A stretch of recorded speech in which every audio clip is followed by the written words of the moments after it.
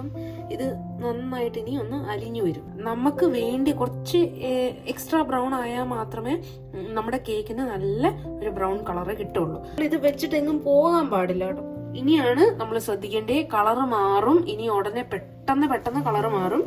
അപ്പൊ നമ്മള് ഇളക്കി കൊടുത്തുകൊണ്ടിരിക്കുക. വെള്ളം ചേർത്ത് കൊടുക്കാൻ പോവാ. ഇത്രയും എന്റെ ഇത് കളറായി. ഞാൻ വെച്ച് മാറി നിൽക്കാൻ പോണേ.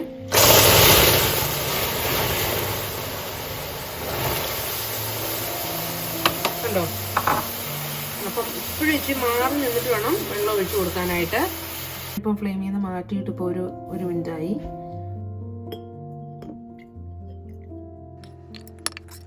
അതിന്റെ ചൂട് പോയിട്ട് നമുക്ക് അടച്ചു വെച്ചിട്ട് ഫ്രിഡ്ജിൽ വെക്കാം.